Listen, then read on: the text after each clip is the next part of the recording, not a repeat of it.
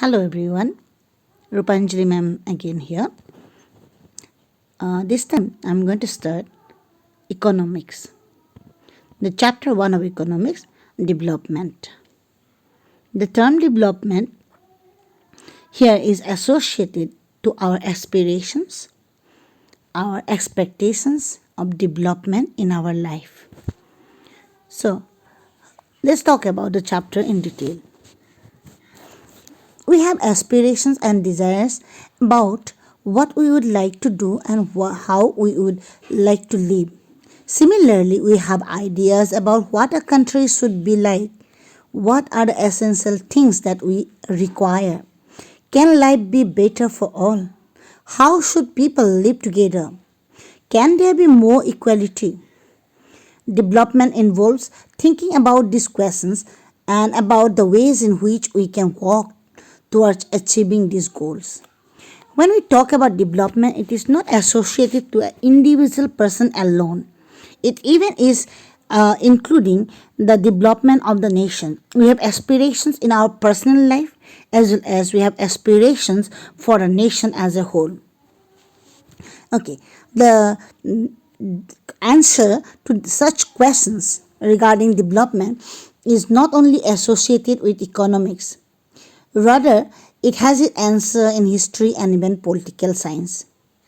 It is associated with history because the way we live today is influenced by the past. It is related to political science as it is only through a democratic political process that these hopes and possibilities can be achieved in real life.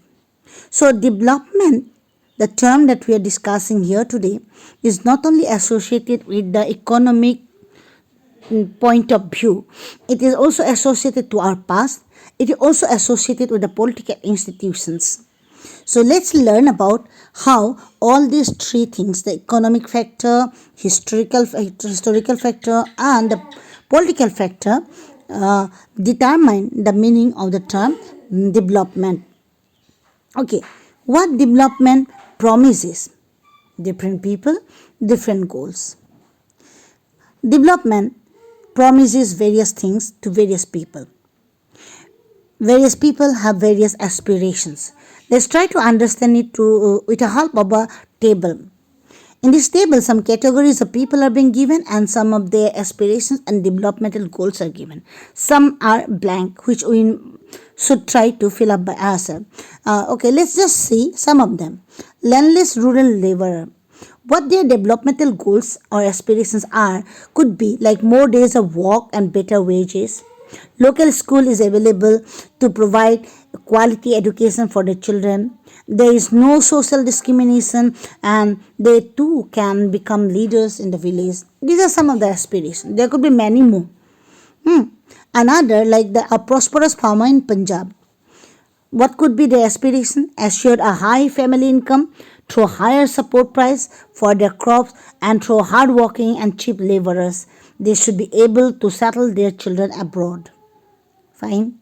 Then if we talk about farmers who depend only on the rain for the growing of crops, what could be their aspirations? It could be like better methods of irrigation accompanied by the helpful schemes of the government and a better income through the production.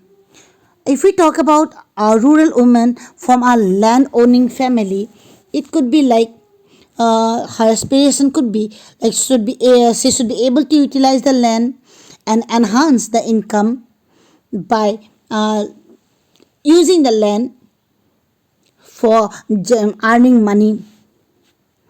Then for unemployed urban youth, it could be like opportunity of a job that justify his talent. A boy from a rich family could be just thinking like to achieve something of his own, maybe to establish a new business. A girl from a rich urban family, she gets much freedom as her brother and is able to decide what she wants to do in life. She is able to pursue her studies abroad. Okay, if we talk about the Adivasi from the Narmada Valley, It could be like to save his valley from the dam building project, and to look for a upliftment of the community and live a better life over there. So it could be various things. These are simply some of them which we have listed here. It could be anything else that they might desire. We do see that from this table that each of them has different aspirations and desires. In fact, what we have observed is that at times two person or two groups of person may seek things which are conflicting.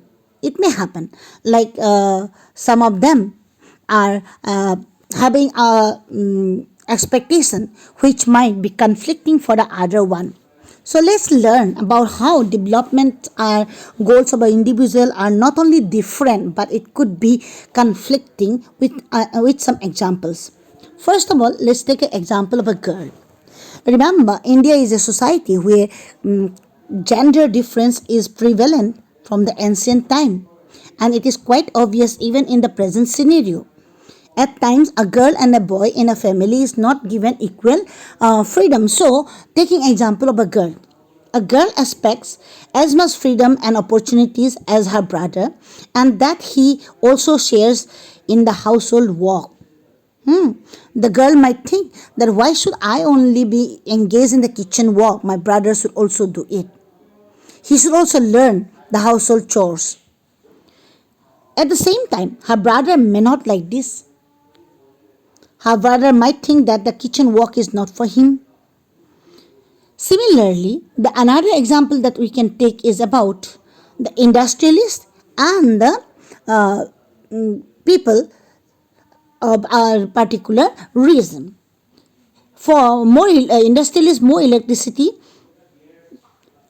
is required, and so they wanted more dams.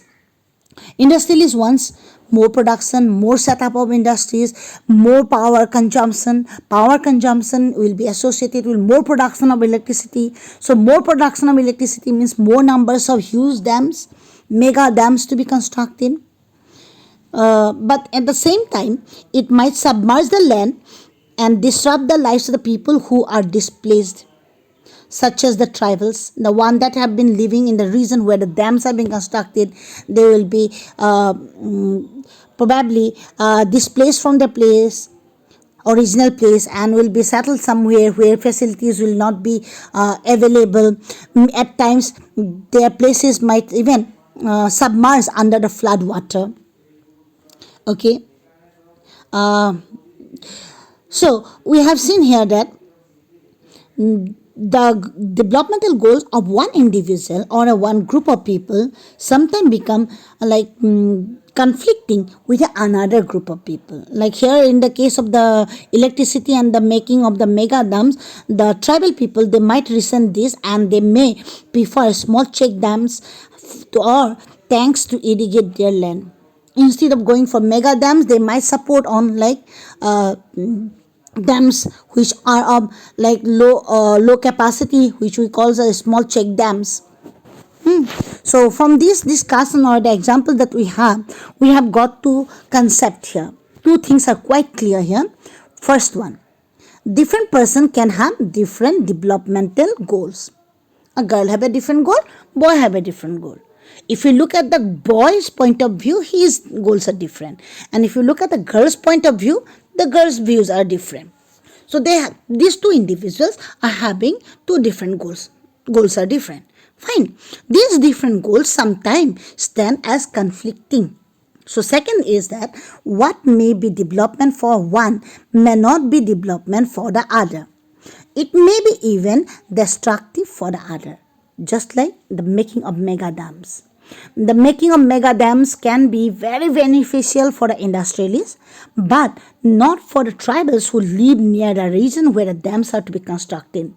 So here we could see the conflict of developmental goals. Okay, so developmental goals can be up to like either different developmental goals or sometimes conflicting goals. Okay, let's associate the developmental goals with various factors. First of all, income and other goals. When we talk about our development, one thing that is common to us is about money, is about the income, source of income. So every one of them, whatever we have learned in a previous table or tried to get it from the examples here, most of them have a developmental goal that is of more income. They want a better income. Besides seeking more income, one way or the other, people also seek things like equal treatment, freedom, security, and respect of others. They resent discrimination. Yes, we need money. We need a better income. But that is not enough in a life for the development of a reason, of a place, or of an individual. What else do we need in our life for development? Like we need things of equal treatment. We want to be treated equal. We want freedom. We want liberty. We want security of our life. We want even respect from others, and we want to give respect to others. Even we resent discrimination. These are the certain facts that are essential in our life of an individual along with the money. All these are important goals. Having security of your life, to be treated equally in the society, have freedom in various ways like freedom of speech, various ways of freedoms, or like resenting discrimination. These are very important goals in our life. In some cases, these may be more important than even more income or more consumption, because material goods are not all that you need to live. When we talk about money or income, it is associated with material goods. To live a life, material goods are not enough. We need other things in our life. Security is essential. Freedom is essential. Equality is essential. So these are another important goals in our life. Money or material things that one can buy with it is one factor on which our life depends. Money. We need the money to purchase things for our life, for our requirements or our aspirations. But this is only one factor in our life. The quality of our life also depends on non-material things that just now we have discussed. Non-material things like equality, freedom, security, respect of other, all these things are non-material things. Okay. So just imagine about your friendship with your friends. At this point of time, you are not able to meet your friends because of the COVID here. COVID-19 is keeping you confined to your house, but still your friendship exists. Your friendship with anyone that you have around is a non-material thing. Why do you need friends? Like similarly, there are many things that are essential in our life that cannot be measured with money, but they mean a lot to our lives. So friendship is such a thing that cannot be measured, that cannot be purchased with money, but it means a lot in our lives. These are often ignored at times. These non-material things are often ignored, but it is very essential to our life. So it will be wrong to conclude that what cannot be measured is not important. So if we just conclude that these things cannot be measured, it doesn't have a monetary value, so it is not important in life. So that statement or that conclusion will be very wrong. Okay, here is an example of like if you get a job in a far off place from your hometown, you are getting a job somewhere far. Before accepting it, you would try to consider many factors. It's not like that you got a job, you are being offered some money and you have left to join the service somewhere far away from your home. Before joining the job, you will consider certain factors. What are the factors? Apart from income. Income too will count first, and along with that, such as facilities for your family, working atmosphere, or opportunity to learn. In other case, a job may give you less pay but may offer regular employment that enhances your sense of security. Another job, however, may offer high pay but no job security and also leave no time for your family. This will reduce your sense of security and freedom. In that case, which job we are likely to prefer?